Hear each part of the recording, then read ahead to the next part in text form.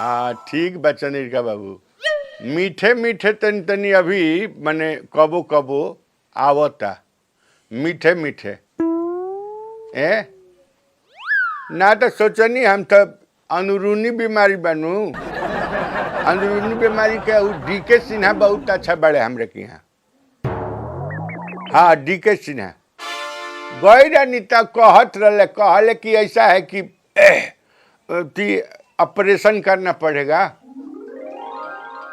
करवा ले कैसे करवा ले महाराज पैसा हो तब न करवा ले आपकी पेंशनवा आवता नु तो आपकी सोचनी है कि पेंशनवा जैसा ही आवता वैसा ही जाके उनके कि यहाँ ऑपरेशन करा ले। हाँ हाँ पेंशन में तो उतना बात है उतना आ जाए कि ऑपरेशनवा हो जाए हमार जिंदगी रही तो बहुत कुछ हो लू। हाँ कब आवता पेंशन रहो पेंशनिया कब आवता पेंशनवा तो हर एक महीना में कटाइए जाला 1 तारीख के। तो अच्छा तो किचन का बाबू हम फिर से बतियाओ तनी मलकिनी है ठीक बा सुनी ना हम का कहत रहनी हां कि कई दिन हो गइल नैहर गइले हमरा। हाँ हाँ तो ये बेरी पेंशन आवता ना तो हमार झुमकवा तनी टूट गइल बा तनी दूसरा डिजाइन के एगो झुमका ले लेती हूं के बदल के तो जैती उहे कोई हाली पहिन के गइल बानी जोड़वावे के नहीं खी सोचत ना नु हमरो झुमका टूटल बा अनु हमहू जोड़वावे के सोचत तनी। अब राम को झुमका टूटल अरे अंदरूनी बीमारी बा अंदरूनी बीमारी बा जब कहे नी ना जब नैहर जाए के कहे नी तब और कुछ ना कुछ घटले रहेला जब जब हाँ कभी हमरे के रोरा नैहर जाए नहीं खी दे। अच्छा ही बताओ हम अब की सोचले बानी कि बीमारी बड़ मत हो डीके सिन्हा कहले डॉक्टर की ऑपरेशन करे के पड़ी तो हम सोचते कि पेंशनिया आई नु तो ऑपरेशन करा के ठीक हो जाए। हम जाए दूसरा से अब कहे रौर पेंशनिया पे हमार हक नहीं खे तो माने तू जइबू तो अब अहीं नैहर जइबू माने 10 दिन बाद ना जा सकेलू अगला पेंशन में जा तो यही तरह ताज कोई महीना से रोरा टालो चली आईनी। अरे तो हमार बीमारी 1.5 साल हो गइल हमरा के नैहर गइले अंदरूनी बीमारी बानू ओकरा के ठीक करा अगला महीना ना ऑपरेशन करा ले।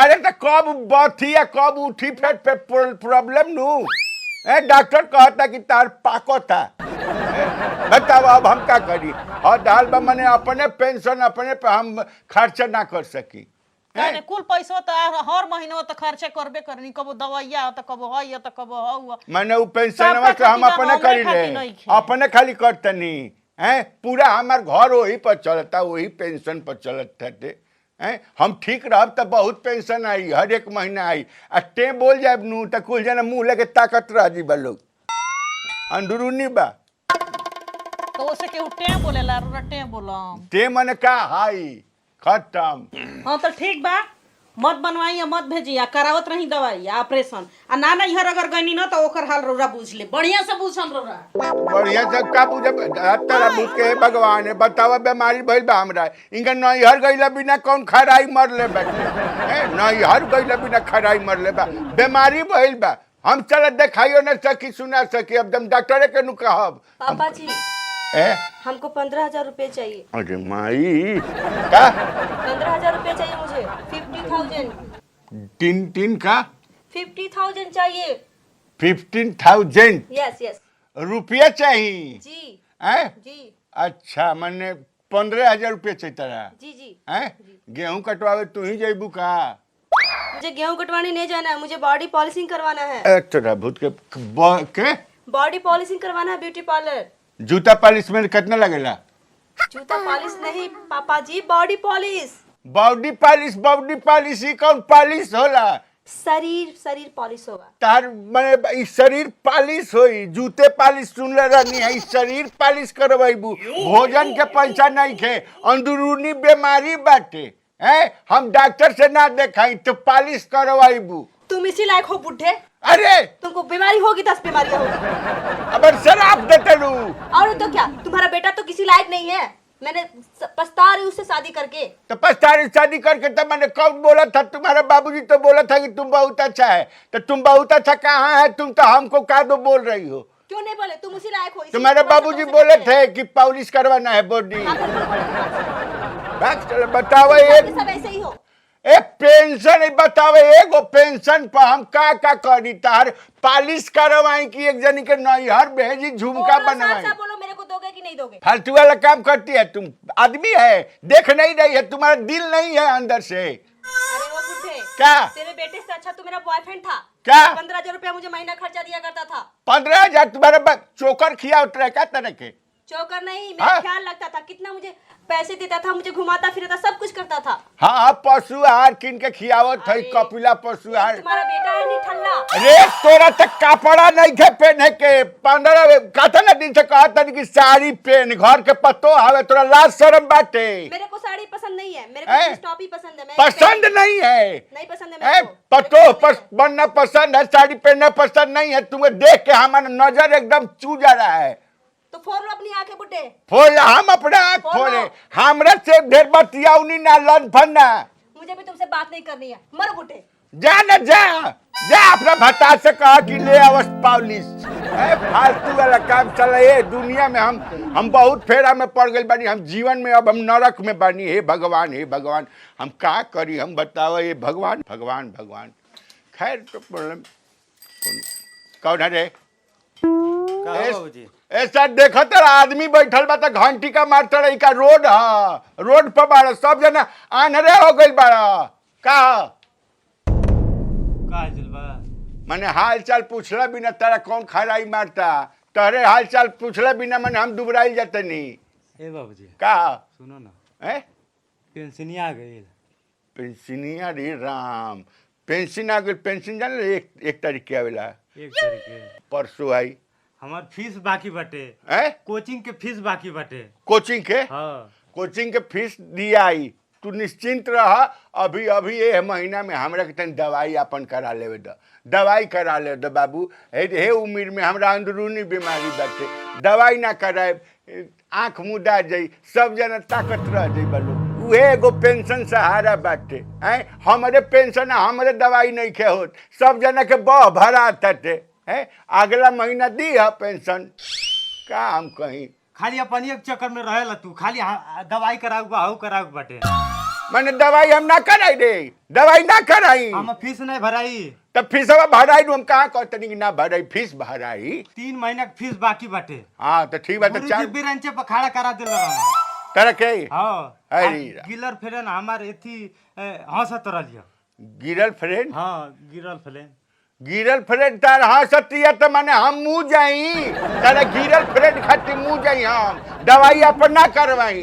तो खाली बेइज्जती होता है स्कूल में, हम का हम बताई। हाँ तो जाए गुरुजी से हम बतिया ले। अब देखो तड़ो हैं टायर पंचर बा। तो पंचर में तो कैसे गई सते? पैसा आइए नहीं कि हम टकरा के लेके आते हैं, पैसा आइए नहीं कि बनवाई हम। राम राम राम, हे भगवान। तो हाँ तो पंचर का पैसा हम दे देब। फीसिया के हैं? 3 महीना के बाकी बा फीसिया। आ जैसे 3 महीना वैसे 4 महीना हमरे दवाई करवा देवे दलो, दवाई करवा देवे दलो, सब ठीक हो जाई। जा दवाई बेटे कराओ अब। अरे तो रे साला, तो अभी तो बीमारी बढ़ले में गोड़वा अतरा कस के काहे फेंकले हते? यार तोरा भूत की, हे भगवान।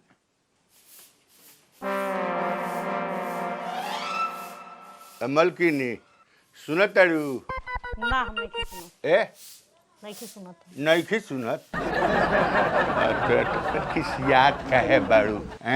अच्छा ये बताओ, गाड़ी के चाका पंचर हो जाई तो गाड़ी चली कैसे? है ई तारा समझे के पड़ी नु। रोवा से हम मांगनी है पैसा, तो रोरा कहता नहीं कि हमरा लगे है नहीं है। हाँ हाँ, पैसा तो बढ़ले बा। पेंशन आई नु जी 15,000 आई। हैं तू खिसिया जेबू तो पेंशन कौना काम के? हैं चल 5,000 तरह के देनी, वही में से 5,000 देनी, जा घूम के आ जाइए। ठीक नु? 15,000 मिलता नु जी पेंशन, 5,000 तरह के देनी, अपन काम करे, ओकरा बाद करे क्या बाटे। ठीक बा, उतना में हमर हो जाए। दवाई वाला के उधार बाकी लगा दे। तू खेल खिसिया मत। हाँ नु खाली के अपने बीबी को देने के लिए 5,000 रुपए है और मुझे देने के लिए पैसे नहीं है। अरे काम बानू, काम बा, हमारा के पैसा नहीं है, पैसा नहीं है, क्या गलती कर रही है? मुझे भी काम है, उसी में मुझे भी कुछ दे देते। कुछ मुझे भी, हम एक देखल नहीं कि चाहत है जो नहीं, हाफ पैंट पे फुल पैंट पहन लेती नहीं, हमारा बहुत दिक्कत होता है। और वही में पैसा मांगती है, कहते पैसा दीजिए, बूढ़े कहती है हमरे के। माना का है देखू करत तू? उ मानबे ना करेले कतनो मना कर ना तो माने लेना बड़का शहर के ना आइल भी है शहर के लिए तो का प्राण ली सुना हमको काम है पैसा का मुझे भी काम है पैसे का है मुझे भी काम है तो मुझे भी काम है तो जरूरी काम देखा जाएगा ना कि तुम्हारा काम क्या देखा जाएगा मेरा भी बहुत जरूरी काम है मैंने तुमको पुलिस वाला है ना कमवा हाँ जरूरी है ना तो वो पुलिस वाला काम बहुत जरूरी नहीं है हमको लग रहा है पॉलिश करा के बॉडी चमका के तभी तो रील बनाएंगे हम बताओ ना मैंने हम का करी है अब जाके हम का करी अब तब तारा के देनी है ठीक बाटे एक महीना में ले ला लोग अपन अपन काम कर लो कि एक में सब लोग ले ली हम का कर दवाई ना कर रही अरे तुम लोग नीच हो नीच खानदान से हो तुम लोग की औकात है मुझे पैसे देने की अब बताओ नीच खानदान के कहती है भैया और नहीं तो क्या ए लन फन ना सुना एकदम हम स्वाभिमान के लिए कुछ भी कर सकते हैं सब पैसे दे तरी सुना इतना हम ना सुन सकी इतना सुना 5,000 देनी अब की मैं हाथ ना पालिश करावो कम पालिश करावो 5,000 तरह के देनी ठीक नु ठीक हाँ ठीक बाटे सुना वो ठीक बा कुकुरा हट से अच्छा बा कि 5,000 खर्चा कर दे बाबूजी ए भैया का ए का मगर हमारे इज्जत के कोनो ख्याल नहीं बाटे तोरा हाँ?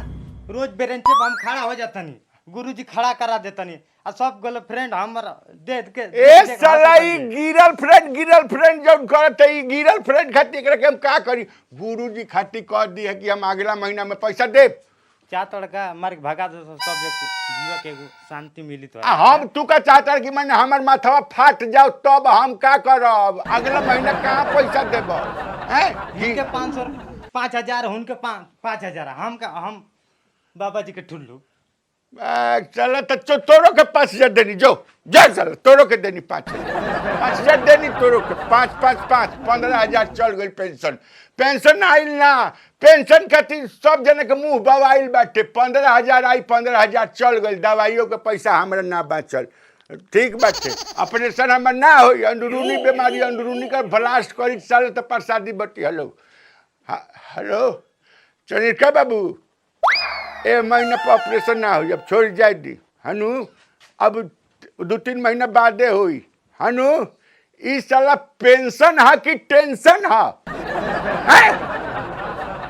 हम ठीक है बतिया होते नहीं ये पेंशन ना है टेंशन है बुझनी कि ना वो तो कहीं कि भगवान एगो दे ले बाड़े चल ठीक बा सांझ के मिलल जाई बाजार में ठीक बा ला गायब हो गए लोग ये लोग के 5-5 हजार भेटा गए गायब हो गए लोग हम कहे घेवड़ा तौली साले लोग कुकुर साला हे भगवान एगो पेंशन बताई पैसा पेंशन अपना देह पर खर्चा हम नहीं कर सकते एक पैसा